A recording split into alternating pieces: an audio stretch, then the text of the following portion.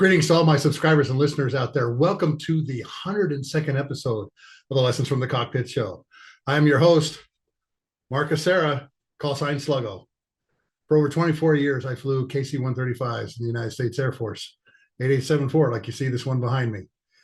For 60 years, my passion has been everything aviation. On the Lessons from the Cockpit show, we interview some of the most fascinating and intriguing pilots, aircrew members, maintainers, and aviation enthusiasts from all over the world. We want to hear their stories, but more importantly, what did they learn from being in these extreme and extraordinary military, commercial, and even general aviation environments? The purpose of our show is to illustrate how does the aviation world work and to increase critical thinking skills both in the air and on the ground. And today's show is a more on the ground kind of show, and it's going to be about maintaining and saving lives. Some of the stories you're going to hear on the show today are being told for the very first time. And I'm so excited for this show, folks. This was really a fantastic interview with someone I'd wanted to interview for a while. This episode of the Lessons from the Cockpit show is brought to you by Wall Pilot, custom aviation art for the walls of your home, office, or hangar. These are extremely detailed profiles of famous airplanes printed on vinyl in 4-foot, 6-foot, and even 8-foot lengths. They are so detailed, folks, you can actually read the stenciling on the Sidewinder missiles next to the arming key. At wallpilot.com, we currently have 158 ready to print right now, famous airplanes that you can put on any flat surface. And yes, they are waterproof and weatherproof. We've had one outdoors for 2 years, and we've had two on trucks that have gone through car washes. But hey, if there isn't one in the ready to print that you want, then fill out a custom form, because we have access to over, I think we're at 760 profile drawings now, even a weapons load if you're talking about modern jets. So go to wallpilot.com and buy several of these, because this is how we really keep the show going. Please subscribe. More importantly, go to my Patreon account. It's called the All Ranks Club. Those of you that join at the designated driver or the by the bar will get Q&A sessions with me, a virtual bar night where we just discuss aviation. We also have 7-inch stickers that you can put on the back of things like computers or water bottles. And again, these are also all waterproof. We've done a lot of research for these. We've got 10 right now. We're working on the next 15. Some pretty cool jets, folks. So please go by my Patreon channel, the link below, and become a member of my Patreon club. If you just want to contribute to the show and support us that way, folks, my Venmo is below also. And I really appreciate all of those who have joined or have contributed to the show, because now we're pretty close to being self-sufficient after a year and a half. Folks, I really love what I do. This is not work, because I get to hear the stories of some incredible leaders, coaches, and today is one of those episodes. Today we're interviewing retired Lieutenant Colonel Strike Stevens, Angelina Stevens. She's going to talk to us about how she got her call sign Strike. She came out of college wanting to be a maintainer, and she's going to tell the story of how she kind of liked the engineering side of the house. But more importantly, she chaired an Air Combat Command panel that was looking into psychological health, because she had to deal with that too. And so that is why I'm so excited to do this particular show. These stories truly fuel our mission. So grab an adult beverage of your choice, sit down, strap in, and let's begin the 102nd episode of the Lessons from the Cockpit show with Angelina Stevens, call sign Strike. Angelina, Strike, how are you today? Welcome to the Lessons from the Cockpit show. Thanks for being on with me. Thank you so much for having me. I'm doing well today and so glad to be here with you. I'm really looking forward to this because I've not had a lot of maintainers on. I've had like two, and this is going to be great to hear from your perspective of not only tankers but fighters and doing it on a very international scale, you know? Well, as you know, I had to tell you that if you want me on Lessons from the Cockpit, my cockpit time is on the ground, other than a couple of very short exceptions. So, I really appreciate you wanting to hear that perspective because it's Well, not always the one you get, and maintenance is my love for my time in the military. but see, the flyers couldn't fly without people like you. That is true. And that's why I always say both in the air and on the ground. How does the aviation world work both in the air and on the ground? Because we couldn't do it without the ground personnel like yourself, okay? And handling all the all the beep squeaks and breaks that the pilots, hey, this is broken, you know. Oh yeah. Yep. So Absolutely. No, I appreciate it and I love being able to talk through those stories and provide that perspective. good. So how did you get your love for aviation? So that is always a tough question because I was not one of those people that grew up saying, I'm going to be in the Air Force, or this is exactly what I know, I'm going to do someday.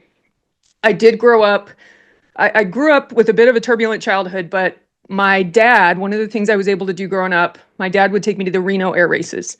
And I Oh, loved, oh, I loved the air races. I loved airplanes, but I was always very mechanical. And I loved the engineering, the design, just the how do you keep something like that going and taking it apart, putting it back together? I was as interested and still am in the engine torn apart on the side as the airplane itself. And on the flip side of it, because of how I grew up, when I was coming out of school, I craved structure, stability. I was always encouraged to chase my dreams, but I also learned that hard work was the only path to create the kind of life I was dreaming about. mhm. I was working 3 jobs as I was paying my way through college and going to ROTC. And something I realize now, as I look back on it, is that the military was this great equalizer. It didn't matter if you had an Ivy League education or the money you had or your background. Everybody came in with the same shot and able to step onto an even playing field, which is really incredible to me. And it honestly changed my life. I will never forget the moment I got my first paycheck, and we still got them. It wasn't a check, but everything was paper. It wasn't all email and computers at this point. And it was one job, and it paid rent on my own apartment and all my bills every month. And I had health insurance for the first time in my life. And that was, I mean, I stood there and I got emotional just looking at this paycheck and going, that was it. And I don't have 10 other jobs trying to make ends meet. And through that process of school and going through ROTC, aircraft maintenance was my first choice. I actually turned down and avoided being put in for a pilot slot. I loved the idea of flying, but to me, work and my purpose in life, I wanted to be with that team in the trenches. And that to me is what military service was all about. And being able to help carry the load, help create an environment where the Yeah. people I was working with could thrive. And sometimes when they let me, because as an officer, you say the flyers couldn't do it without me. It's for the people that I worked with and for. But occasionally they'd let me roll up my sleeves and throw on a set of coveralls and get my hands dirty. And that just felt like where I was meant to be. And that decision remains one of the best decisions of my life. Maintenance, flight line, generating sorties, and the back shops, the bomb dump, that is in my blood, and I miss it every day. God bless you and your children's children, Strike. Because I know when I came out to the airplane, some of my crew chiefs were out there like 3 hours prior in not what we would call real friendly weather, Oh, you no, know, and rarely. and getting an airplane ready to go was a lot of work. And there's one crew chief, Strike, I'll never forget. Vonnie Peterson, the first night of Desert Storm, flying 8019, an old A model. And I just asked her one question because she was that good. Vonnie, is the airplane ready to go? I didn't even look at the forms. I just said, Vonnie, is it ready to go? And maintenance folks like you that have that kind of passion for it, you know, the pilots don't have to worry about that aspect. And I didn't. because I knew that airplane was ship shape because Vonnie was the crew chief. Thank God. I love that. And I love when you can see those relationships and that trust that are built between air crew and maintainers. And it goes all the way back. I've worked a lot of my time is on back shop and down in the little rooms and vaults and shops that you really never get to see. And when we can get them out there, seeing that and talking to air crew and building that relationship across the complex, it can be a very special thing because many aren't always appreciated for what they do or their contribution. And they are working day and night just to get that one sortie off the ground. And it means as much to them. And it's really cool when you can see that appreciation from the air crew side as well. Well, and you know what, Vonnie? Vonnie asked me, what are you guys doing tonight? You know, it's the opening night of Desert Storm. What are you doing tonight, Captain Hasara? And I said, Vonnie, your airplane's, God, this makes me emotional. Your airplane is going to make Air Force history tonight. Your airplane is leading the 3 ship of tankers that is refueling the first Wild Weasel package into Baghdad. And she just beamed. She just beamed, you know? And she's walking around the airplane. She's got this big, huge smile on her little freckle red-haired face. And she loved hearing about what we were doing. And I even showed her my lineup card. You know, I said, Vonnie, you know, here's what we're doing. Excuse me here. Again, she passed away about 6 years ago, unfortunately. Oh, gosh. But again, you know, the maintainers want to know, hey, what are you guys doing tonight? What is it you're doing tonight? And I loved walking around the airplane telling Vonnie, your airplane is going to make Air Force history tonight. And that was the kind of relation. And she was from Kadena too, so that helped. You know, she was one of the crew chiefs on one of the airplanes that we brought over. So, but how in the world did you get a call sign strike? So the call sign, I know in the aviation community, call signs usually come pretty early in your career. In my case, it was well into my career. So I spent 7 years of my career at Mountain Home Air Force Base in the gunfighters. And I had spent something like 11 years on the F-15E Strike Eagle. And in 2018, I was able to come to Mountain Home on my second assignment there and be a part of the 389th Fighter Squadron T-Bolts as the director of maintenance. And it was an experimental construct. Maintenance and ops were directly integrated in ways that we hadn't been in a very long time. It was a really hard year. We faced the kind of challenges that tear most teams apart, and we had to find ways to come together and grow and learn if we were going to thrive as a team. And up to that point, I had spent a decade in that community, but under a different chain of command, and it was different. And our operator counterparts brought maintenance into those fighter squadron traditions in ways they hadn't been before, and that included naming ceremonies. So at one of my last events with the squadron, one of my good colleagues and coworkers with Victory Strategy, Casey Campbell, she always says all fighter stories start with "there I was." So there I was in the presidential suite at Caesar's Palace on a TDY to Vegas, dressed as Hawaiian Elvis. I was a really old lieutenant colonel with a bunch of lieutenants. And most of those stories stay in Vegas, but the layers I'll share. And if you know fighter namings, you're not actually there when they tell all the stories and embarrassing things about you. They actually do that while you're in another room, you know, doing whatever ridiculous things they have you doing.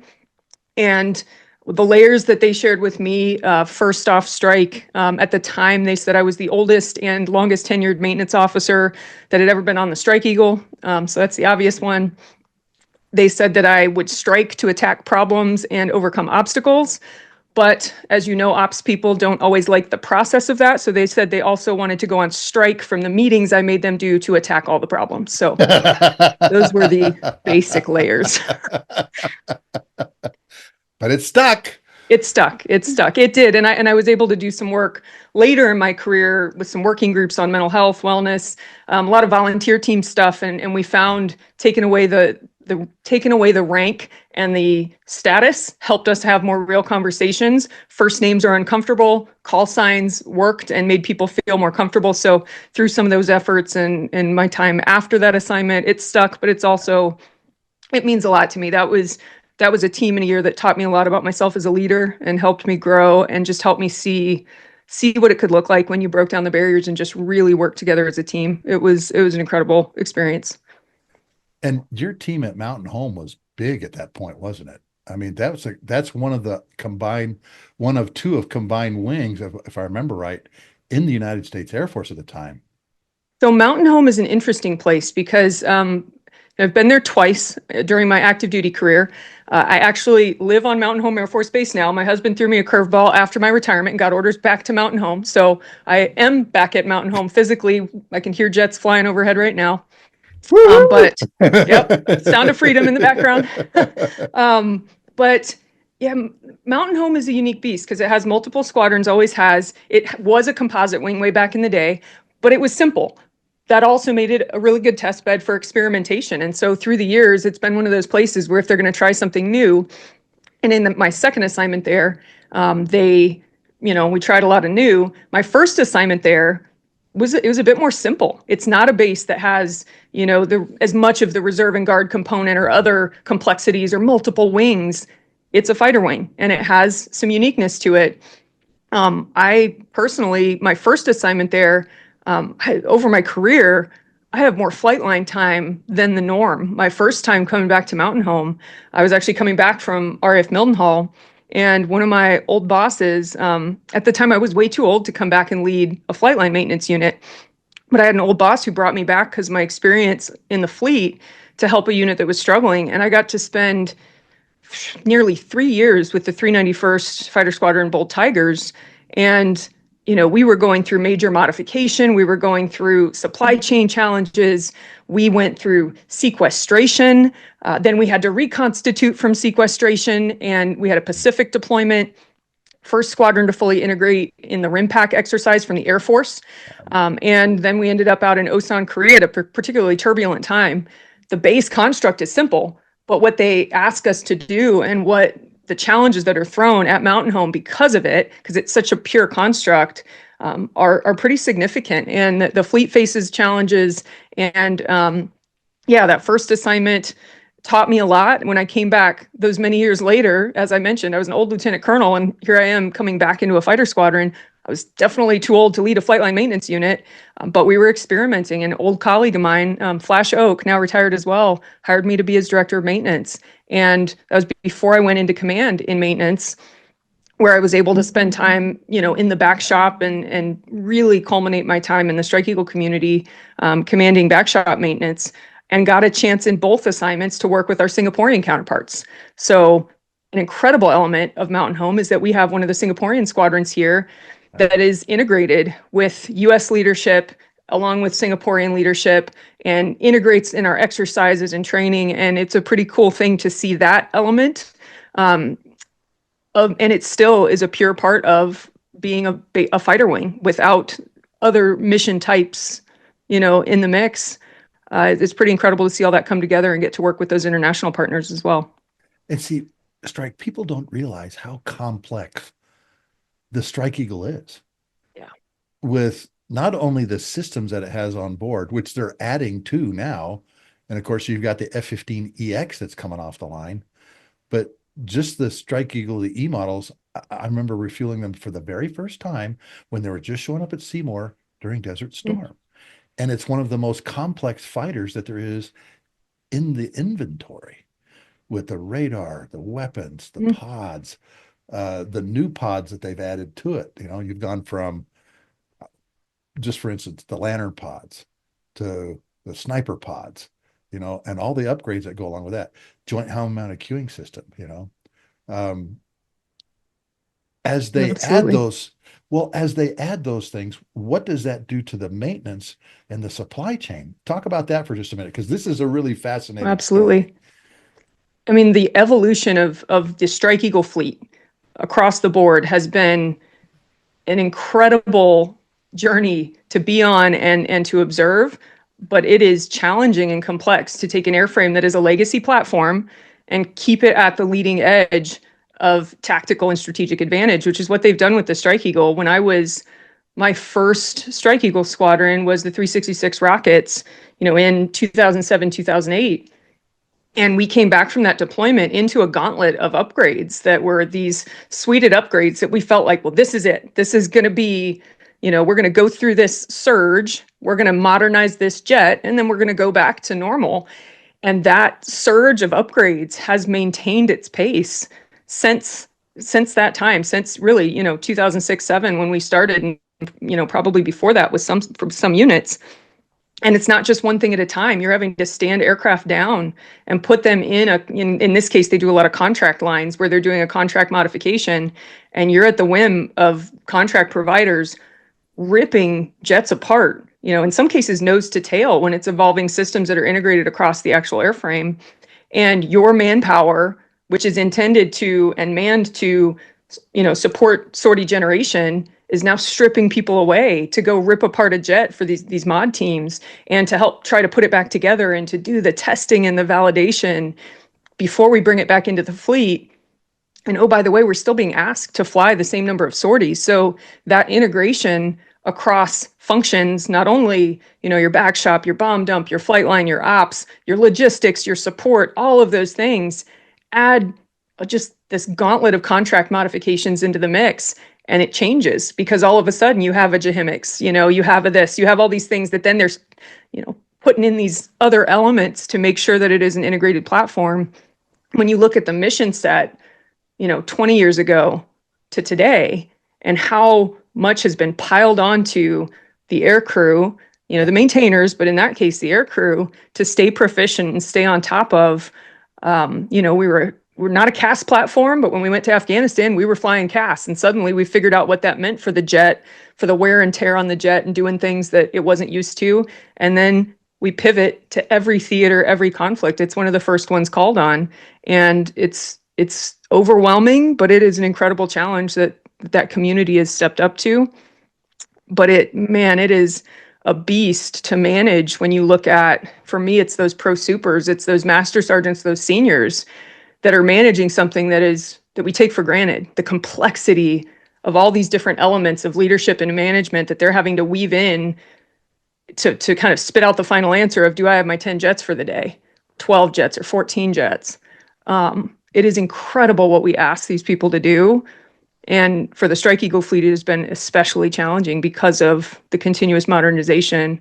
But it's also something everyone in that community is incredibly proud of, because it is still at the tip of the spear. It is still one of the first platforms called on in any conflict, because it's ready and they keep it ready. And it's plenty of challenges to do with that, but it has been quite the journey, that's for sure. I interviewed Spliff Russell, Chris Russell, Spliff from Lake and Heath. And he said the first time he and Panzer shot the gun at a ground target, the very first time in their careers, they were putting bullets down 80 meters from the good guys on top of Takargar Mountain during the Battle of Roberts Ridge.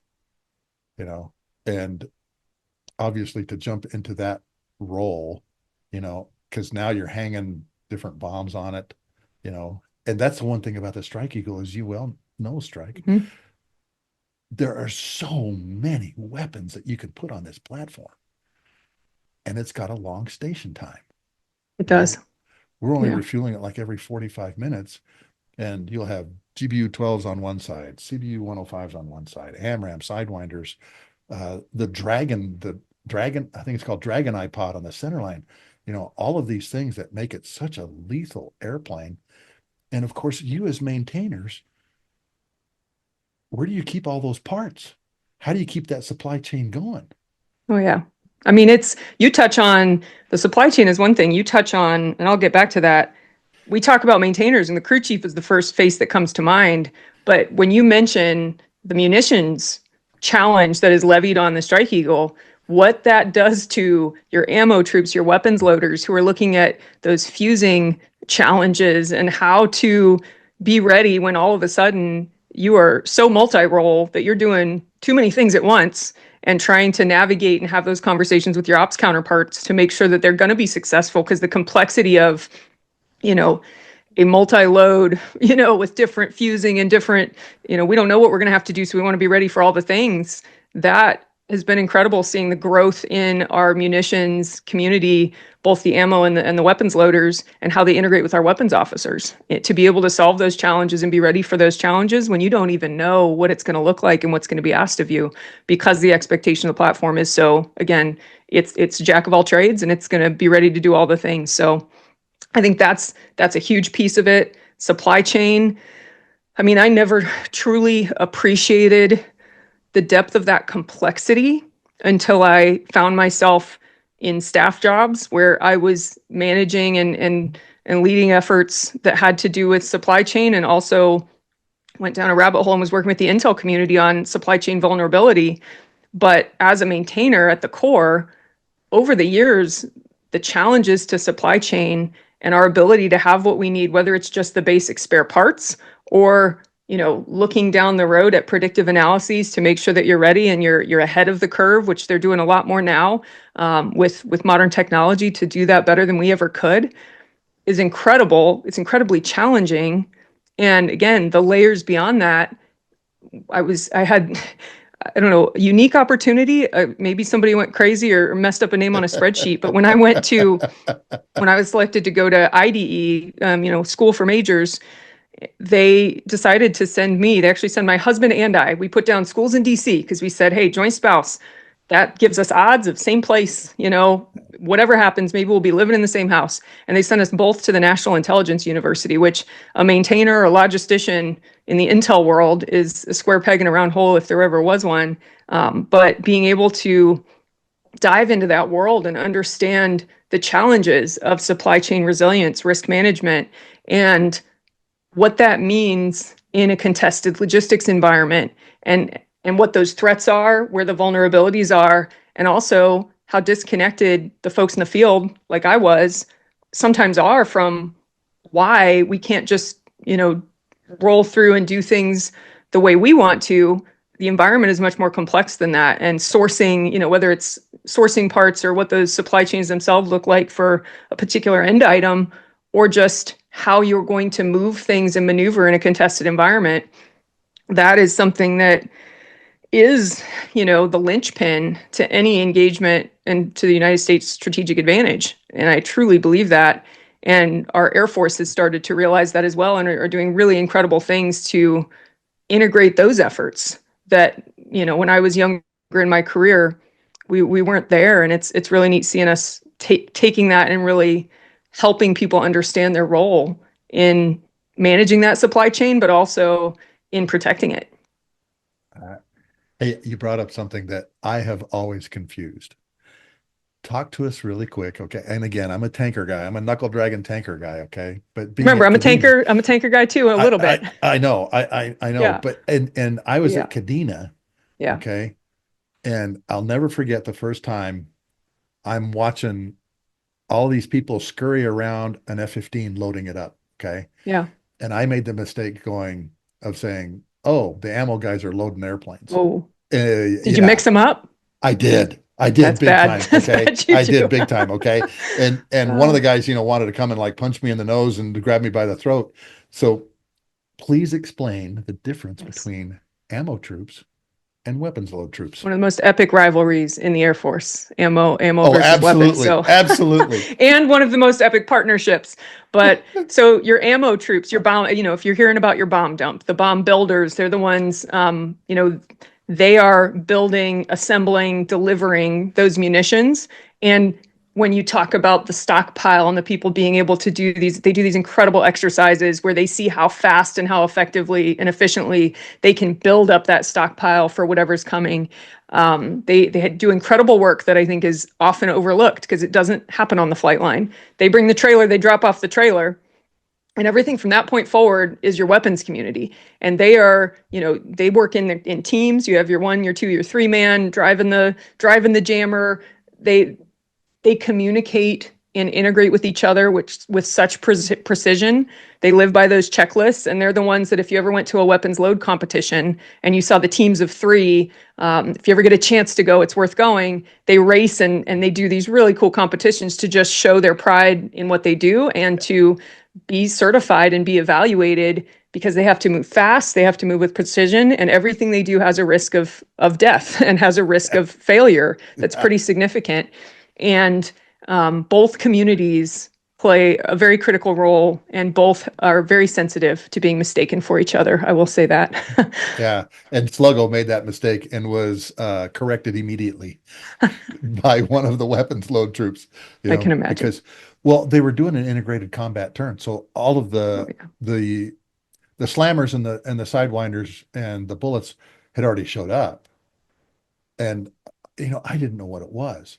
But what they were doing was they were practicing for William Tell, because as you know, ICT, Integrated Combat Turn, is a category that they compete in. And like you said, it's a very, very tight competition to do that. It is. And you won't see your ammo troops because they show up in the dark of night before the sunrise hits, and they keep everyone out of their compound for good reason. So if you get a chance to slide, I have a lot of love for my ammo community, because again, they are often neglected and they are isolated from the rest of the complex in a lot of ways.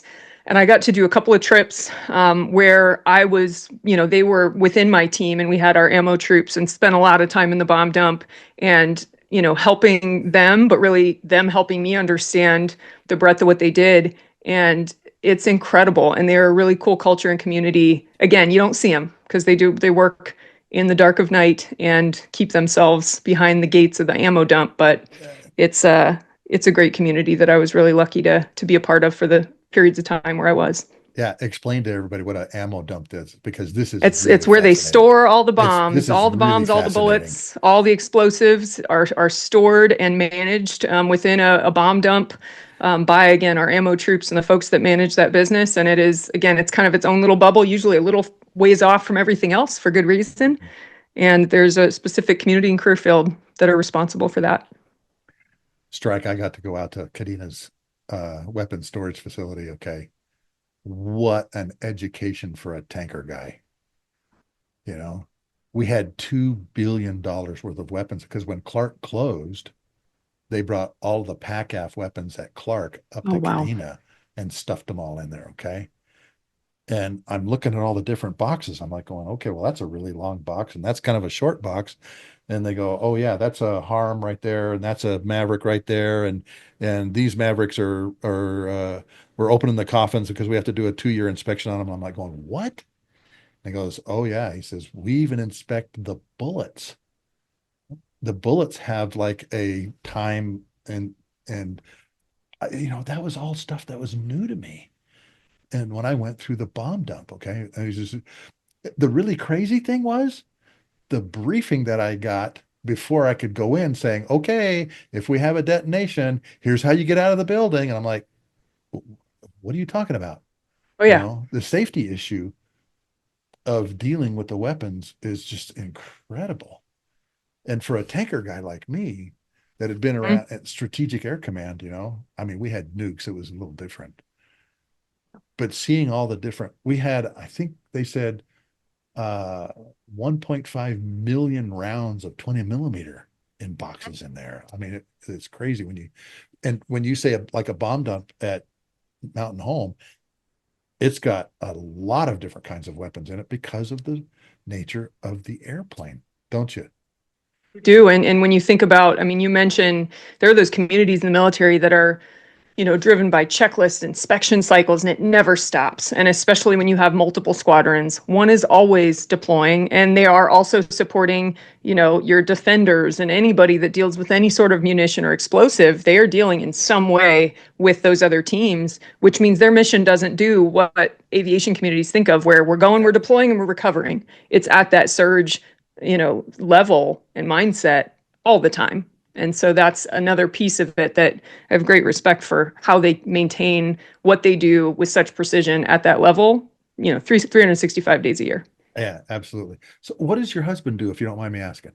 He is a pilot. So I'm a maintainer married to one. We don't say it out loud very often because, we don't bring it home. We try not to, but we were actually, ironically, when we came back to Mountain Home the second time, the first time he was a T-Bolt, I was a Tiger and was in AMXS, and then we came back and I was in the 389th T-Bolts. He became the commander of the 391st Tigers while I was in the maintenance squadron. So it's been a pretty cool journey. It's also why I've been able to spend so much time in one platform, because maintainers often, as officers, bounce around a bit. I was tied via joint spouse, so I had the privilege of getting to know one airframe pretty well throughout my career. So you end up at Mildenhall in the 135 community while he's at Lakenheath then in the I did. F-15 I did. community. Yes. So you have a very fascinating story about being at Mildenhall during Operation Odyssey Dawn. Talk to us about that and being deployed down to Istris. Mildenhall is Yeah. a beautiful place. I love that whole area. And I actually took my wife and my 16-year-old son. We actually stayed in the Bird in Hand Oh, when we yes. were there. Unfortunately, it's closed now. But that's been Mhm. a famous place for a long time. But Yeah. talk about um, being in a combat environment, a Yeah. combat support environment with 135s, and also having your husband flying missions at the same time. So I'll get to that piece because he ended up not able to be a part of that. He was at the fighter weapons school when all of that went down. One Oh, of his greatest regrets is the timing of missing out on that. But it was his assignment to Lakenheath is what brought me to Mildenhall. And honestly, I went to RAF Mildenhall kicking and screaming because I were leaving Seymour Johnson at the time, so it was earlier in our career. mhm. But I had been in 2 fighter squadrons. I was a fighter maintainer, and I had all the stigmas associated with going to tankers or the MAF because people had fed them to me and they had said tankers are slow and it's not tactical and it's going to be boring and you're not going to know what to do with yourself. But my experience, as you and I have chatted about a bit, destroyed those assumptions. And it was one of the most incredible assignments of my career. Initially, it was a bit of a slower pace, but I found in that slower pace, before everything kicked off in Libya, we were able to take teams and dive into innovation and do things. That's where I got certifications, a Lean Six Sigma black belt, and all these things because there was some space for it. And some of those slower paced units are able to innovate and do some really cool things with that extra bandwidth. And I ended up in the earlier parts of that career, I ended up with all the safety hats on because our teammates at RAF Lakenheath heard there was a Strike Eagle maintainer over at Mildenhall, and I became the go-to safety investigator. Early in that career, I was, I think, the youngest person ever qualified as a safety investigation board president because a mishap happened over the holidays and they couldn't find anybody who Oh, wasn't on leave. fascinating. Oh yeah, and I mean, I led a 6-month investigation that took us back to the depot in the States. It was reported out to the chief of staff. It was this crazy, crazy experience. I mean, that's a role reserved for a colonel, an '06 colonel, and I was a captain. And they sent me, the 3 and 4 star sent me on this roadshow briefing all around the materiel command and within all of these organizations. And I'll never forget sitting there trying to keep my bearing. At one point, one of these generals came across the table at me screaming and cursing because he didn't like and want to admit what was happening in his unit. And I had the support of the 3 and the 4 star. So you sit there and you do it. But those are those crazy experiences that go beyond, the core of it. And that was all of these crazy things were the first half of my assignment. Took me way beyond my comfort zone. I was learning from those experiences. And then Libya hits. And I mean, I get chills just thinking about it because that flip and that transition and what happened in that community, not just, I mean, across USAF, across UCOM, but at Mildenhall, a tanker base, was one of the craziest experiences of my career. And it kicked off, and we were basically deployed in place for 30 days. The first 30 days was kind of a deployed in place. Forces were amassing all over Europe and moving and maneuvering to try to be strategic for the theater. And as I mentioned, my husband was at fighter weapons school going, I'm missing the thing, it's happening and I'm here. So he was at weapons school for the duration of all of that. I was me and my dog hanging out, living in England. And I'll never forget when it all kicked off. I met a friend of mine at the post office parking lot on Mildenhall. And I wasn't allowed to tell anyone but my spouse anything. So I said, hey, today you're my spouse. And here's the keys to my house. My dog is in the house. I am leaving. I can't tell you where I'm going. And I don't know when I'm coming back. And it was one of those, I've got to be back at work in 10 minutes. Thank you to a friend. We were lucky to have somebody that we could do that with. And the dog likes Purina, He knew my dog. And off you go, and off you go. Dog at least. But it was like, yeah, I don't even know. And I didn't get to say goodbye to the dog. I got my bag. I was leaving and I didn't know when I was coming back. Instead of leaving, and they never knew that, as far as they were concerned and she was concerned, I was gone. We spent 30 days on a short enough hook that I was living in my office. I was taking naps with my face on my desk. Eventually, my sweet British secretary, her name was Wendy, went and scrounged a couch from someone leader that lived on base and took naps at their own house. And she would close the door and just tell people I wasn't there so I could sleep for more than 5 minutes. And we were working at a pace for 24/7 for that first month. That was unimaginable. And what we realized early on, and some of what drove that, is that, the CAOC and those managing theater operations didn't know how to manage tankers in a contested scenario. And they would send out, in the early days, we would get these ATOs telling us, for those who aren't familiar, here's what you're going to fly, here's the windows we're going to fly you in, or here's what we need to see as far as the ripple of tankers in theater. And in some cases, they were doomed to failure quickly, and you want to be able to sustain an operation. And so we were pulling overnighters, writing new TTP, tactics, techniques, and procedures for tanker ops, because nobody had ever done it like this before. And we were building out tankers like you build a fighter vol, so like a vulnerability window, and blocking it out and figuring out how to sustain an operation in ways we had never really flown a tanker fleet. And I was so lucky to have that fighter experience, because as we were navigating the situation and having those conversations, I understood the context of what they were trying to do, when others in the tanker world were going, they can't, and they just need to do their piece differently. And it doesn't work that way. So it doesn't. And it was, the integration of that. I had a lead pro super who manages, senior master sergeant who manages the maintenance operations. He had special ops experience with tankers, so he knew how to do it differently. And through those 30 days, I'd be pulling all-nighters with our analyst, and we're writing TTP for the day-to-day. My lead super was trying to figure out how we were going to be an expeditionary tanker unit, because every day we thought we were leaving within a few hours. And we thought we were taking our business and plopping somewhere, and we didn't know where. There were some scenarios where we were going to take off and we wouldn't know where we were landing till we landed. And leadership would say, we can't. And he would be the one saying, we can't say can't. We'll sleep on the plane. we'll bring whatever we bring on the plane, and we can survive for a week as long as we have our tanker. We will be fine. And it was such an unknown environment and so uncomfortable that just being able to manage the discomfort and being so far beyond our comfort zones and get okay with that and help our leaders see that we would be able to thrive and adapt on our own. And we didn't know when we were leaving until it hit. And when those deployment orders hit, we were going to Istres, the English pronunciation in the south of France. It's, the Air Force Base 125, Base Aérienne 125. And I was in a meeting with wing leadership. They were telling us where we were going. And they had been fighting with the embassy, who didn't want to send an interpreter. They said they didn't want to fund it, didn't think it was necessary. My boss stood up and he said, I don't need one. We don't need one for this trip, because Captain Stevens is fluent in French and she can interpret and run maintenance. So everything's fine. Hadn't talked to me about this. And I did have an interpreter certification, but I hadn't used it since I was deployed with the French to Bagram, Afghanistan with the rockets in 2007. And I was actually helping them negotiate bomb dump contracts and agreements with the bomb dump. And that was a long time ago. And less than 24 hours from that meeting, we were boots on the ground, and I was the only French linguist on site with our package of tankers.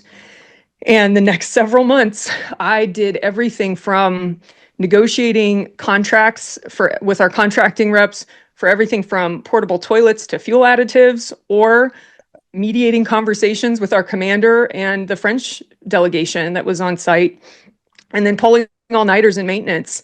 And I remember I had an expediter who would pull up his truck and he would put me in the passenger seat and he'd roll the window up and he was like, force me to take a nap as the planes were flying. He'd go, the takeoffs are done. You've got 20 minutes till anything lands. And I would just be napping on the side of an expediter window as we did our laps around the flight line.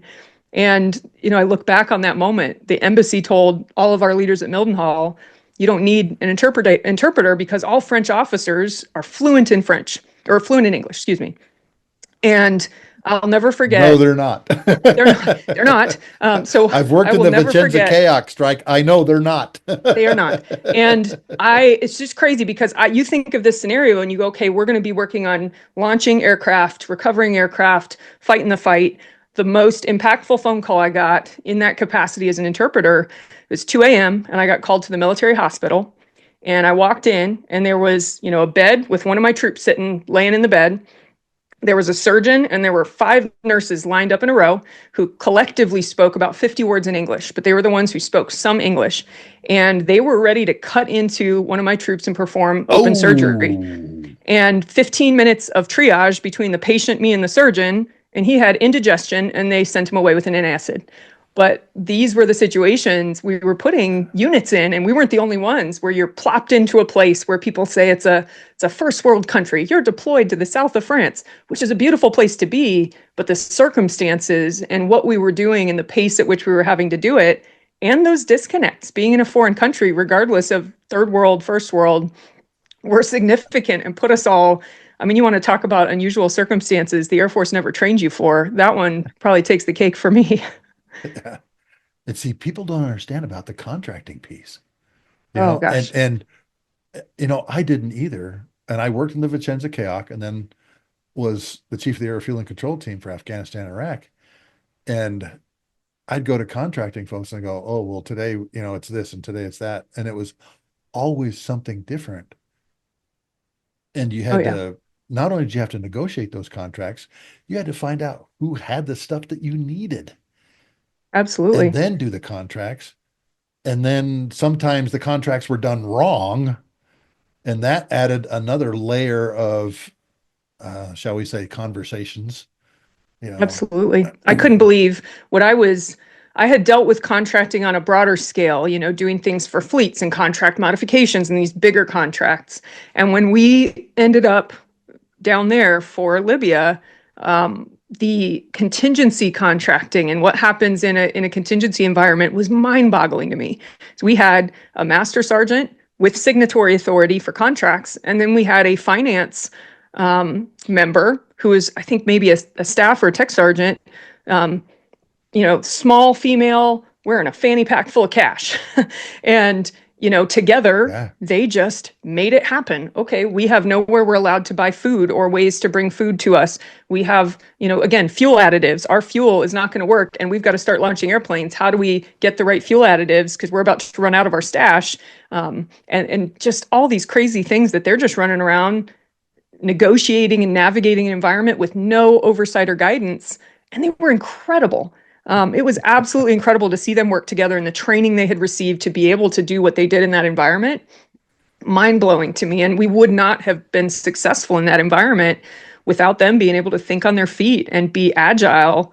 Again, facing just all these, agreements to use the hospital was a huge piece of it, to even be able to use medical services. And the number of things that required them, they were pulling all-nighters too, to make us safe and supported in the environment so we could do our jobs. And you know what, Strike, you mentioned gas, and people don't understand when you go to different countries, there's different kinds of gas. Yes. All right. And can't just pull up to the pump. No, you can't. Okay. No. And particularly the additive piece, Constantine, was it somewhere in Bulgaria where we put KC-10s? We had to go back and look at, okay, a fuels guy actually gal had to go there as part of the Advon team to find out what kind of gas do they have. Because if you put the wrong kind of gas in a tanker, you pollute everybody. And I mean everybody.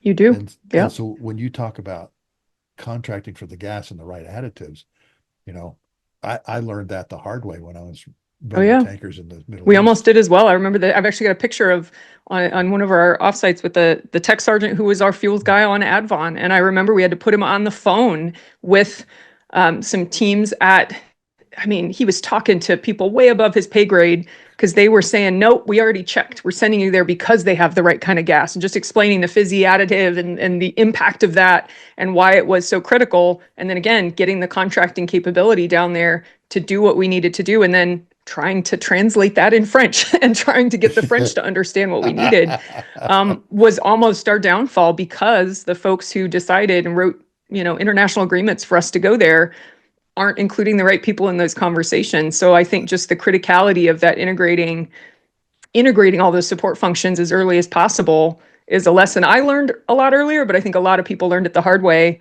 during those operations in Libya, because you had them making fast decisions and they weren't cross-checking themselves for those support functions that were going to be absolutely critical once you started flying jets and getting airplanes in theater. Well, and you know what, Strike? People don't understand, and they can't fathom the amount of gas a Yeah, deployed tanker that's true. unit is using. Okay. Yeah. And when we were looking at more places to operate from during Enduring Freedom and Iraqi Freedom, Yeah. that was the first criteria that we had to look at. And that was the one criteria that pretty much said, okay, we can't go here, we can't go here, we can't go here. You Yeah. can either go to an international airport or a prepared military airfield, and that's it. Oh, yeah. And I That's mean, it. it was that offset of looking at how much gas you're having to burn to get to theater from your home of base, because people said you're in Europe already. They're right there. They just fly from there. But the duration of sortie was one thing, and most people got that. But the weighing the amount of gas you were using and expending to get to the theater versus getting closer to the fight and being able to support all of those aspects was, again, that 30 days sounds like we were just doing the thing and they moved us, but it was a very complex time for the folks that were managing this as a theater and across Operation Odyssey Dawn during the early days. It was an incredibly complex feat, and they were juggling pieces on a board to try to find the best case solution in an engagement that was changing every day. So I applaud the folks that were trying to navigate that, because it was incredibly complex. And again, people see Europe as simple. It's almost more complex because it isn't a place they're just going to let us plop and set up a bunch of tents. And you're having to integrate with bases that don't necessarily want other forces there, don't have the resources for it. And you're in, urban environments where they don't have the space, the fuel, whatever it is. It was a very complex international negotiation for the folks that were planning this on a broader scale. It sounds like, as you're talking about this was probably one of those parts of your career, one of those events in your career where you really learned a lot. Yeah. Over a period of time. Okay. If you had to say, okay, from this deployment, what are the 2 lessons learned I learned from this? What would you say they are? Yeah, I think there's probably 2 big lessons. The first one we've talked about a lot already. It's that integration of functions. It's those things that I continue to learn through my, efforts in Fighters and at Mountain Home, but how you have to integrate and be able to think on your feet as a team and navigate those complex situations. I think the biggest lesson I learned personally through all of that as a leader had less to do with the broad tactical, what we were doing, and more the level of overwhelm and overload that was placed on any leader in that situation when Odyssey Dawn hit. It wasn't what we were preparing for. It wasn't what any of us had trained to. And personally, with as many hats as I ended up with, I had to learn how to take down my guard and let my team support me. And if I had put on a front as a leader and pretended everything's okay and I can just do all these things, I would have burnt out so fast, I would have been useless to them. And I had to be vulnerable to my team and tell them what I was struggling with and working with. I had to let them bring me food and force me to eat and sleep and all those things. But I also, when I was being pulled away, I had to learn how to trust them to handle the mission and to clearly communicate their needs to me, because nothing in the mission stopped for a second.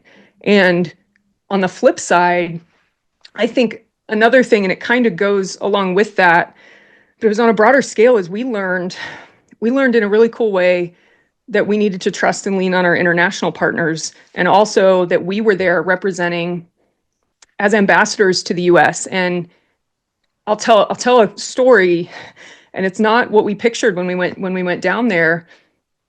We were invited early on. We were invited to attend. It was a celebratory event, an anniversary to do with World War II in a local town. And we were invited, which I put in air quotes. We were basically told by the embassy, you will go represent the United States, take some people away. And it was chaos. We didn't have time. We didn't have people, but we were going to do the thing. We were told it was happening. And so reluctantly, we grab a handful of people, 5 or 6 of us, get in a car, and we drive to this tiny town. I think I promised to buy them all lunch and said, don't worry, guys, we'll go to the thing and then it'll be fine. We'll get back to work. And we show up weaving down this tiny country road, and we park. Somebody waves us down, and we come around the corner, and it's just a big field. And we had driven to this big field, and there were a few little bleachers set up. Meet all these people. No one speaks English, so I am just kind of translating, meeting, shaking hands.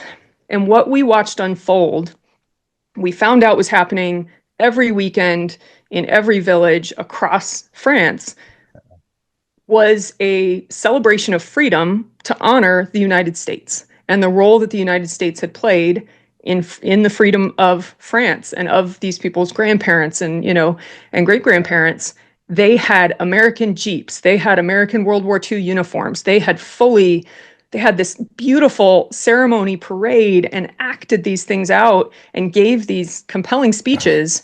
And every single bit of it was to honor the United States. And what they told me afterwards, there had not been an American at their ceremony in a decade. And yet they're waving American flags, and they are just overwhelmed with emotion and gratitude in this little town. We continued to get invited to those, and we've suddenly I brought some young guys to this, and this little group of us went, we can't say no to these. Oh my God, because people were crying and they were thanking us and they were hugging them. And we continued to go to these. And I often share a story. This was at a later event. I had an opportunity to go to an air show. So I was with some air crew near Paris. And this was after I had come back from Istris and from all of those operations. And my husband, it was a 2-ship of Strike Eagles. And we were at this air show in Cambrai outside of Paris. And all French, not a big American population, but these French people were obsessed with these jets coming out to their air show. And I was playing interpreter. Wasn't my role, but people just started talking. There was this man that came up to us, and he looked like he had just come out of a biker bar, probably 70 years old, big, gruff man. And he walked up to me and he kind of grabbed me and he said, are you the one that speaks French? And he goes, I need you to tell them, talking about the air crew, what I'm going to tell you. And he's got tears in his eyes, and he rolls up both of his sleeves, and he has tattoos on both forearms that are these murals that are tributes to the United States, contributing to the freedom of the French people. And there was, a D-Day, Normandy, and it was American flags on his arms. And this guy is just weeping, telling me, and your heart's pounding in your chest while you're sitting there listening to this guy. Well, and the poor air crew are sitting there. They have no idea what he's saying. All they see is this man. He has both of his forearms. He's holding both of my hands with a death grip. And he's just crying as he tells me what it means to him, and that he would not, he said, I would not be free if it weren't for them. And we continue to be free because of them. And I want them to know how much this means.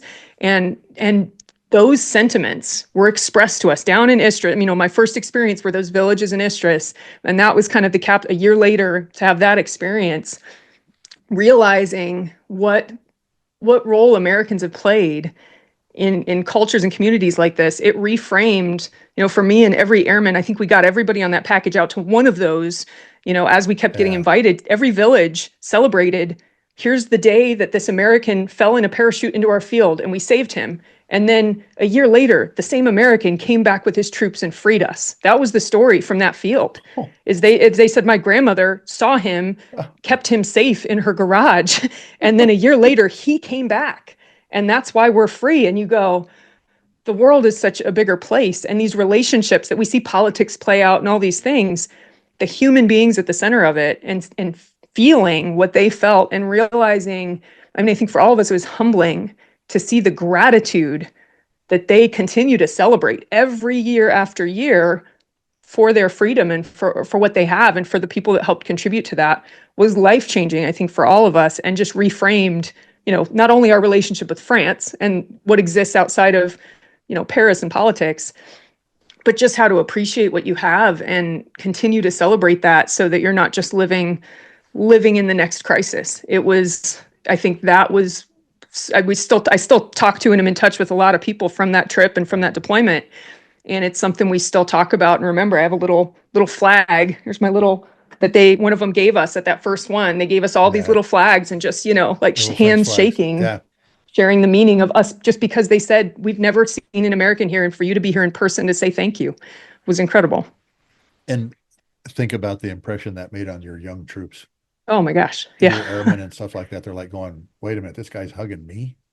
Mm-hmm. They will never forget that. No. And it changed all of us and how we view what we do, especially when we're overseas, wherever we are. And we've all had those experiences, whether it's in Afghanistan or Iraq, or, we think of those experiences, but being with, an ally and a partner nation who carried that story down through generations. And to them, it is still, it's so fresh and so new to them because they share those stories and they celebrate them in ways that we don't always celebrate our own, impact in the world and our own freedom, and just what America means to us. It was a very special experience being able to connect with those communities.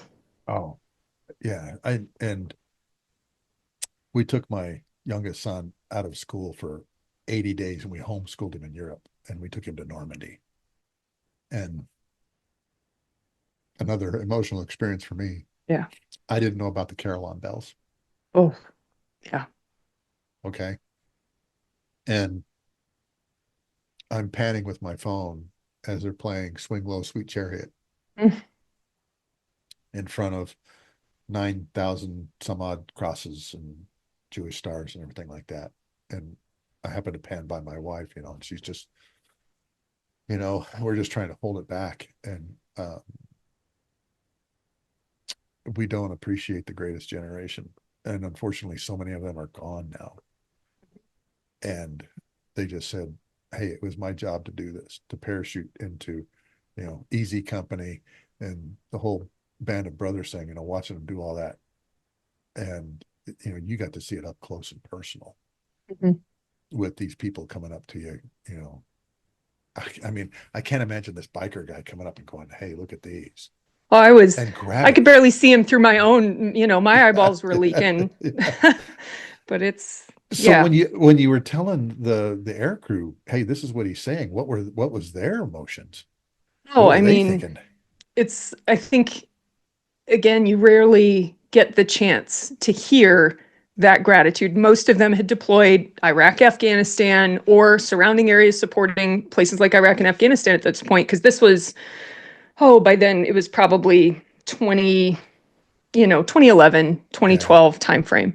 And so that's what they knew. That's what they had done. And it never comes as close to home, and you never get to go back on the ground and hear from and talk to those people unless you end up in an advisor role. And it was same thing. It was incredible for them. And they, we had been doing the air show thing, and it completely changed how they viewed their role and why they were there. And it really was life-changing. And many of them came back and made trips and took, we were stationed in England at the time, so it's easy to take trips back and really, the meaning of going, like for us, we planned an extensive trip to Normandy, and we planned to go back and visit some of those places because we realized, we didn't know our own history as well as they knew our history. And so to see that and be humbled by it and go, wow, there's more for me to learn to appreciate what actually happened here, with our own people, with the people that we were helping and fighting with. Again, life-changing, I think, when you're connected that closely to somebody who helps you realize maybe the things that we take for granted. So, yeah. How long did you guys stay at Istris? How long were you? So I was probably there total, it was less than a year, I think, that the tankers were in Istris, and we would rotate people through because that was the simplicity of once we got settled there. We were there several months with that first contingent, just getting bedded down, getting settled. It was kind of a typical deployment timeline for most people. And then once we got settled and going, we realized we were going to be there for a little bit longer. And I was actually in a position, I was an exec to the wing commander when we pulled out, and got to fly down with him and meet and see some of those folks because I had left and I had changed jobs, and got to go back down for the last trip to thank the leadership there and to, help show our gratitude because we were leaving, we were pulling back away, and it was a short-term relationship with them specifically. It was really cool to be able to close that chapter, with a boss of mine that's one of the best people I've ever worked for. I get to work with him still, and, show him and show some of the leadership on the base who weren't down there as this, just tumultuous time unfolded and we figured this all out, to really realize that we couldn't have done what we did without that partnership, which was hard at times, and to help them realize that we needed to show our appreciation for what they had allowed us to do there. Hey, I want you to talk about something I read, the Psychological Safety Working Group. I had Yes. never heard of such a thing, Strike. Can you explain to my listeners, Yes. explain what that is and the kind of work you're doing in So this safety group? yeah. So a part of that story that I don't know if I've shared very often, if at all, I didn't know what that term meant either. So what you saw in my LinkedIn or bio is that I co-chaired a working group on psychological safety for Air Combat Command when General Mobile Holmes was the ACC commander for the Air Force, and it was under the ACC Sword Athena construct, focused on, there were efforts focused on mental health, psychological safety, and I was in command at the time. We were working on a lot of efforts for peer-to-peer programs, suicide prevention. I've been very involved in some of those efforts after sharing some of my own struggles and what I've been through. And our teams were working on some cool stuff, and they sent down a task to say, hey, we want some people to be a part of these working groups. And I called the number at the bottom of the thing, and I said, I think I sent a message and said, I'd like to know more. I think we might have people. And my first question was, I don't know what psychological safety is. So can you help me with what you're doing with this? And what we found out was what we were trying to create and the environment we were trying to create with peer support and with culture of trust and being able to challenge each other in, a healthy working environment and get help when you needed help, but really just be, some of the things I learned in all of the stories we've talked about previously is if you don't let your guard down and share what you're struggling with and share the vulnerabilities and the blind spots with your team, you're weaker because of it. And if you come together and can look at that all clearly and be willing to speak up and say, hey, here's a problem I don't know how to solve, et cetera. That's some of the stuff we were working on, and we didn't have the term for it. And the term comes from Amy Edmondson, who's a researcher who wrote a bunch on it. And a lot of her research was in a medical field, and it was looking at case studies where, because people were, maybe not all the way toxic environment, but they were in an environment where they felt afraid or hesitation to speak up when they saw something wrong. It's not just about personal struggles. It's usually in those cases where you see a problem or you see something going badly, which again, in the medical field has dire consequences, and you're afraid to speak up because of whatever climate or culture has been established, and a lack of, it's not trust, because the way that Amy Edmondson explains it is trust is interpersonal relationships, human to human. Psychological safety has to do with the general climate and the environment that you're in. And that's what General Holmes was trying to do, was to figure out how to get after that culture, that war fighting culture where, you can trust the person to your left, the person to your right, to check your blind spots, and to be there if you have a weak spot or need to step back, they step forward, and you're communicating that clearly. And again, I didn't know the term for it, but we were all kind of doing this from different angles. And we got to work with some pretty great people, both academic and, operators from different environments, just talking about the challenges in different cultures. We had folks from Intel, with highly classified environments where they are afraid to showcase and share vulnerabilities or issues they see because of fear for security clearances or, whatever other things they're dealing with. Again, whether it's personal and people struggling and you're looking at it from a suicide prevention lens, or tactically, we found that something our aviators, as you know, are great at is you're going to call each other out. You're going to point out all the things. We're going to debrief it. And that debrief culture is and should be a culture of psychological safety. And many other communities in the Air Force in particular didn't have that and didn't know how to No. embody that, and felt, like that's conflict. And it's like, you don't all have to agree, it still could be confrontational, but it's healthy confrontation, and it allows you to see a broader perspective. And it was a really cool experience, especially for somebody like General Holmes, to help look at that from a command perspective and then figure out what we could do to support commanders in building those cultures and removing barriers, to really being the war fighters that they needed to be in all of those functions. And at a personal level in the military, I came in the 80s. And if you had something that was bugging you, you hid it, you stuffed it down. Oh yeah. You compartmentalize it, okay? And compartmentalize it, particularly in Strategic Air Command, because you couldn't say anything if you had one of those nuclear clearances. Yep. Oh, and, absolutely.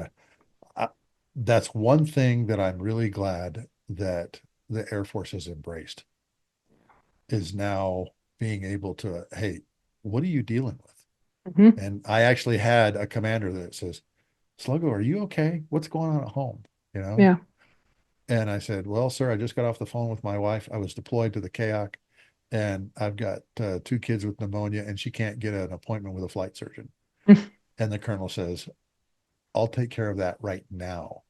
And he went and called my wing Yeah. commander, who called my squadron commander, who called me and goes, what's going on? Yeah.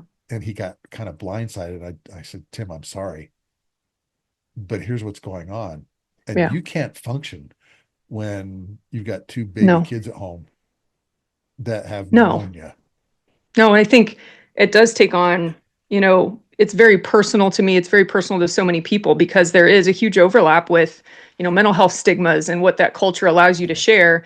And we both grew up in times that you didn't say the things, you didn't share your problems. And I think culturally, we all grew up feeling like if I just ignore the thing and get through it, it's gone. Like nothing happened. And I personally, I've shared some of my own story. After I had my son, I struggled with mental illness. I experienced suicidal ideation for about a year after having my son. It wasn't all postpartum, although that's what I initially chalked it up to.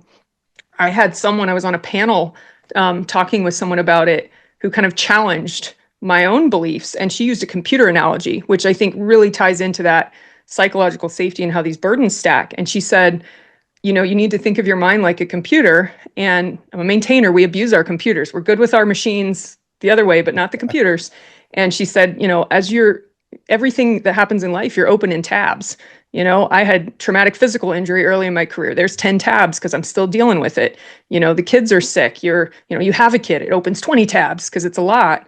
And if you don't properly file those away, and if you don't actually purposely do something with them, whether it's a trauma or just a thing that's going on that you're pretending isn't bothering you, those stack up and the computer eventually crashes. And that was definitely true in my case. And if you're in an environment where you can't speak up and just say, here's a problem I'm dealing with, maybe it's at home, maybe it's personal, maybe it's work, and maybe we can't even do anything about it, but at least acknowledging it, I'm not putting on a mask and just pretending and carrying the burden of just faking it.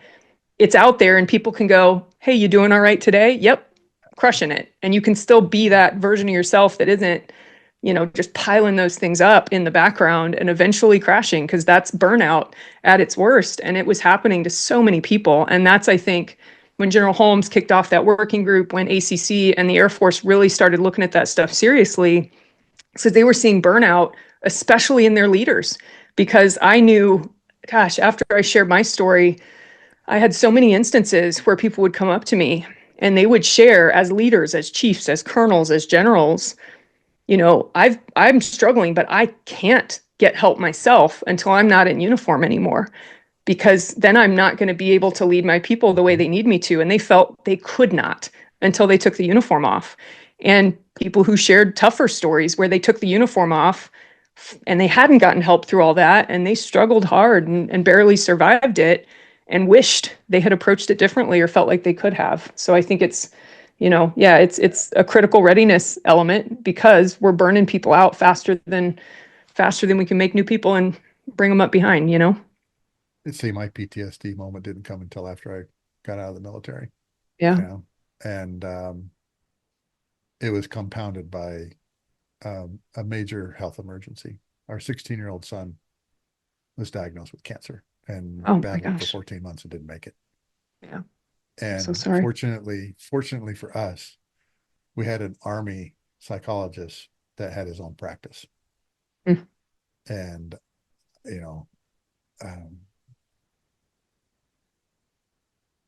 how do you get through something like that, man? Yeah. Well, and I mean, especially if you're piling it on top of all these little things and you go, Exactly. I think I had somebody talking about suicide, and it was, somebody's lost hope and it's hopelessness. And all you ever see is that last chapter. And you never really know what piled up in those layers up to that point. And it might not have been the divorce or the breakup or the finances or whatever little thing, you could tag it to. But if you knew how many things were piled up, mentally, physical injury, all the thing, medical, so many things pile up.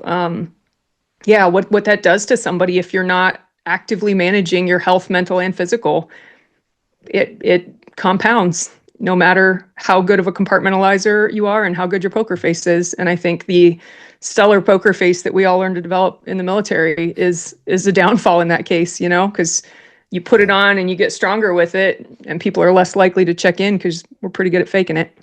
Oh, real good at faking it. Yeah. I'm okay. I'm fine. I'm fine. I'm great. I'm fine. Yeah. But at night you're rolling over in bed and you're a little bawling your Yep. eyes out, Oh yeah. So We've come a long way. I think those conversations, there's still a Good. long way to go, but people are willing to talk about it. They're normalizing those conversations, and they're trying to figure out different ways to approach it so that, service isn't putting so much on top of just life that people can't actually thrive while they're going through their careers, that they're barely surviving. And I think, the culture's shifting. It's going to take a while, but it's good to see it moving in the right direction. It's moving in the right direction. So, yeah. Hey, while you're at the Pentagon, tell everybody what a Corona conference is, because this is really a fascinating thing that happens. And you were involved in Corona conferences where you have all of these leaders come together and talk a little bit about what they discuss and what goes on at a Corona conference. Yeah. So my last job, I was working as a chief of integration for the chief of staff, for the secretary. And our team had, really had the role of bringing those conferences together and helping figure out what would be meaningful. And it's like any large organization where on some frequency, you're bringing together your board of directors, you're bringing together your leadership team. And there's only so much you can do these days. People manage by email, and sometimes you have to come together and hash it out and make meaningful decisions, or seek to understand some of these bigger problems we're dealing with. And so the Corona conference originated. There are stories about Corona cigars and way back in the day that started and kicked off the Corona. You can Google that and see some cool history of it. But really, it is that meeting of minds and senior leaders across now the Department of the Air Force, because you have Air and Space Force. Some of them are Air Force, and then they alternate combined and working integrated with the Space Force. And they are, you hope, coming together to make meaningful decisions to further the strategic objectives of the Air Force. There's 2 a year. The Warfighting Conference, which is Air Force only, happens kind of in the spring, summer, and alternates locations between Wright-Patterson Air Force Base and MacDill. And they're doing, there was a huge contested logistics tabletop exercise, and they're really getting into, the future warfighting strategy for the Air Force. And then in the fall, it's at the U.S. Air Force Academy, and it is the broader audience, and they're talking all the issues, decisions as a leadership team to figure out where they're going to go as a department. And an incredible thing to be involved in.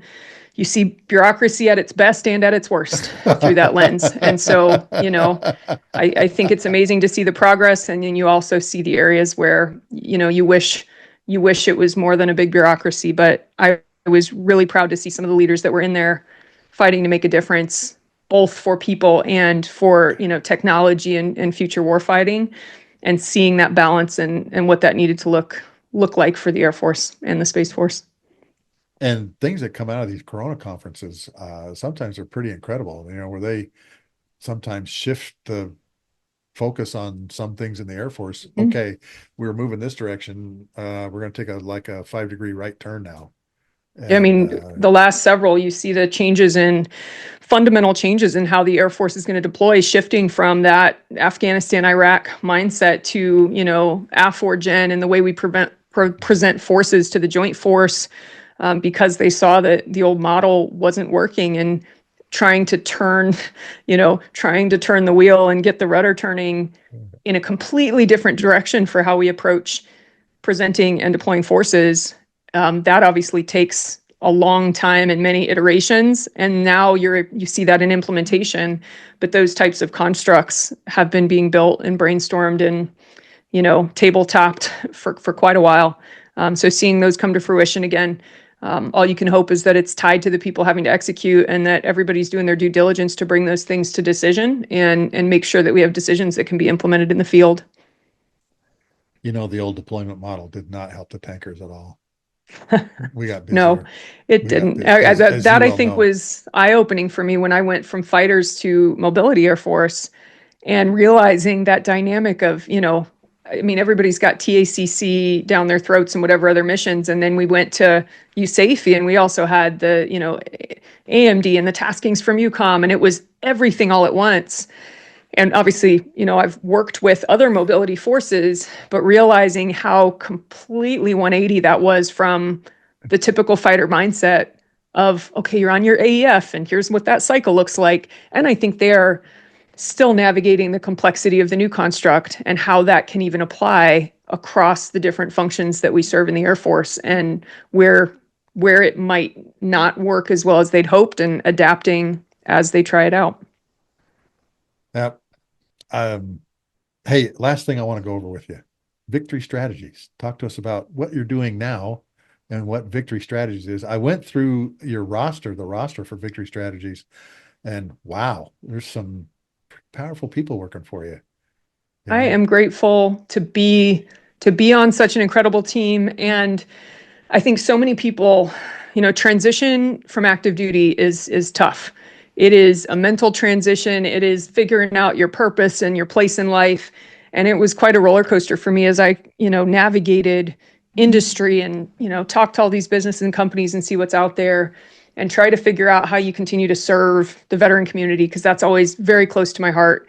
And victory strategies kind of fell in my lap right in the moment I needed it. I was doing a lot of consulting and work on my own, but I mentioned I came in the Air Force because I wanted to be on a team, and working as a solo act and on my own, or in certain industries where you feel a bit more isolated, it just wasn't the fit. And they approached me, and I've done some speaking in areas of mental health and resilience.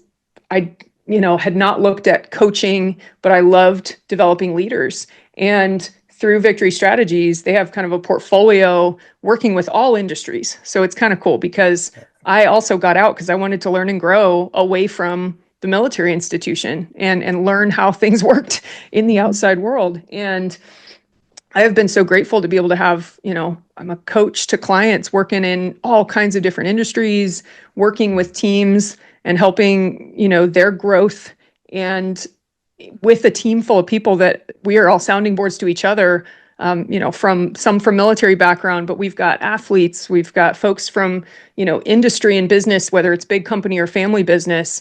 And I've learned so much from teammates that have such different backgrounds to me. And I think for me as a leader, where I've always grown the most is when I am interacting with people who see the world very differently than me. And I don't like being on a team where everybody is in a stovepipe viewing things from that same perspective. And that's really, to me, the most beautiful part of being on this team is growing from their experience and being able to serve our clients and develop leaders, in a wide variety of industries, realizing that leadership and teams and, thriving as a leader, kind of the same everywhere you go. But you can learn from people, again, no matter the context of their leadership. And, I'm still able to stay involved in veteran work and other activities alongside that, to keep fueling that passion. And the work with Victory Strategies just fills me up, because developing leaders is what we've all done for our military careers, and continuing that was a blessing. I'll never forget Strike, the first time I met a Navy SEAL. Yeah, we got a few of those. You talk about a culture and attitude completely different than what my tanker bros and sisters. Absolutely. Very, very different. No, I love it. And that's our CEO is a SEAL, but he's a SEAL sniper that was enlisted. And then you have, one of our teammates is a SEAL who worked and ran the Bud School for a while. He did make us do a lot of push-ups early in the morning at our team offsite. He didn't make us, I won't say that. He voluntarily offered for us to wake up early and do some stuff, which I love that kind of stuff. So I joke, but I absolutely loved it. And what is kind of cool to see the diversity in that community. And, a few of those teammates came out of the SEALs and then worked in just these cool channels in industry that were totally different. And they're like the American dream. They stepped out and created something for themselves and learned and grew in industry and wanted to go and give back and, do incredible work with veteran communities, but also share a leadership perspective that I think is absolutely incredible. And yeah, they're another breed. It's like fighter pilots are a breed, maintainers are a breed. SEALs. I think, yeah, like the athletes on our team, it's really cool to hear their perspective on leadership and team building and how that can apply, when you start to think of things from those different perspectives, it clicks with people in ways that you can't always get when you're, developing each other in the same industry. I'll never forget, we spent 3 years at the Joint Forces Staff College. And of course, I'm not going to move out there and not live near Oceana Naval Air Station where there's airplanes flying around. But of course, we had Dam Neck there too, And being in an LDS ward, we had a couple of the Navy SEALs there. And wow, that was really an education for me. And the biggest education came, I think, from how they plan in a crisis and execute in a real crisis, and that was just really fascinating to me. And then it's been cool seeing our teammates. I mean, you got fighter pilots, Navy SEALs, the athletes. Some of our team puts together experiential workshops that help companies navigate complex crisis scenarios and how to interact. I mean, it really gets down to psychological safety and how to challenge each other and interact in ways that break down barriers, which in industry, sometimes that is just not the way people work and interact, especially when you take hybrid or virtual work into account, and seeing teams come together and learn how to really interact and get through those gritty situations and come together instead of letting it become friction that tears them apart. I think it's really cool to see those constructs and how Victory has approached that experiential leadership training alongside everything else. Just really cool to see industry partners learning through some of those tactics and techniques that our SEAL partners, our athletes, learned through their experience. When I left the Air Force, I went to work for a major defense industry partner. Okay. And the best way I could describe it was the titanium cylinders of excellence. Okay. And I actually asked my boss one day, why is everybody resisting what I'm trying to do here? We've got a real problem with a customer here, and it's going to take 3 different groups to fix this. And he looked at me and goes, Mark, you're doing something, trying to bring all of these senior directors into a room, and they probably haven't been in a room and talked to each other in 3-5 years. I said, you're kidding me. He goes, no, no, you're doing something that we rarely do. Yeah. When it makes them uncomfortable, you're taking them beyond their comfort zones if that's not muscle memory for them. No, and it wasn't. Okay. It wasn't. And we were going to ask some very, very hard questions. And I knew that the meeting was going to be contentious. All right. And it was over stupid radios for the EA6B of all things. All right. And sure enough, man, we got together in that room, and man, it's just like, and I'm just kind of like going, whoa, all right, let's fix the problem. All right, let's talk about the problem. So, thank heavens for a group like Victory Strategies that can take experiences that you've had in leadership in the industry and take it into industry. Because there were several meetings I was in this company where I went, oh my gosh, we need a big cultural change here. Oh, and it's never malicious. It's like they don't know what it looks like. They don't have a framework for it. And being able to help show them and give them exercises to practice it and put it into practice, but also those frameworks to sustain it and do it themselves instead of just, okay, you went and did this fun thing, you felt it for a second. Now, how the heck do I translate that back? That's where I think the way we approach coaching is really cool as well, being able to coach and work with a leader who's trying to navigate that and play the long game, because that's not something you can snap your fingers and someone now has that skill set to mediate and facilitate that type of culture. Culture shift takes years, decades, not days. And I think that's the cool part of, many of our client partnerships are really for the long game and helping people look back and go, man, we never could have had this meeting and gotten through this tough conversation had we not gone on this journey, because it is a journey and it's not easy to change and shift how you approach leadership. No. And particularly where you have people that have this one guy, senior director, had done nothing but UHF radios for 20 years in his career and didn't know how that radio would integrate in something like a Strike Eagle. Oh, wow. How does this radio actually integrate in a Strike Eagle. What is it used for? AFSAT call, all these other different things. Mhm. He had no idea. No Yeah. idea.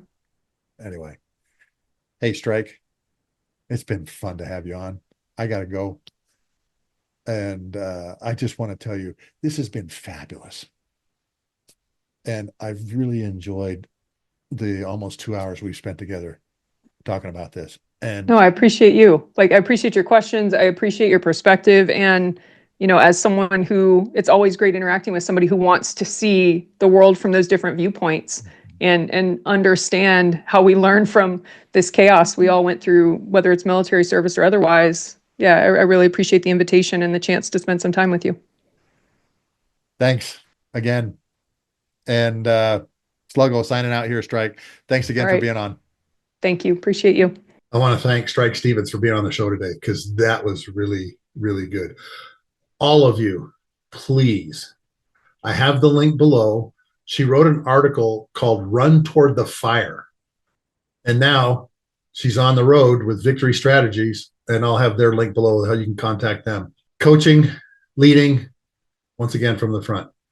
Thank you, Strike, for being on. I really appreciated your message today. This episode is brought to you by Wall Pilot, custom aviation art for the walls of your home office or hangar. 158 ready to print, 4, 6, and 8 foot. Beautiful profiles printed on vinyl, like the one you see here above me, 8874, my tanker at Okinawa. Or let us do a custom one for you. We've got over 700 profiles available now. Working on helicopters. Helicopters are tough because of the rotor blades, but we're getting there. So please go by wallpilot.com and order 1 or 2 of these prints, because that's what helps keep us going. Subscribe and become a member of the All Ranks Club. Those of you joining at the designated driver or by the bar will have Q&A with me, a special bar night, virtual bar nights that we're starting up here pretty soon, probably tomorrow night, and even special one-on-one time with me. Your host, Lieutenant Colonel Marcus Hasara, call sign Sluggo. So please, folks, come join the All Ranks Club. If you want to contribute to the show, folks, my Venmo is below too. We've had a number of people who have done that also. But folks, thanks again for subscribing and being a listener to the Lessons from the Cockpit show. Your stories fuel our mission, and every lesson learned is a problem solved. Next week on the Lessons from the Cockpit show, we're going to talk to a KC-135 navigator who became a planner for the U-2 missions. And he's going to talk to us about some of the pretty epic things he was involved with, particularly over Europe. Thanks again for joining us. Sluggo out here.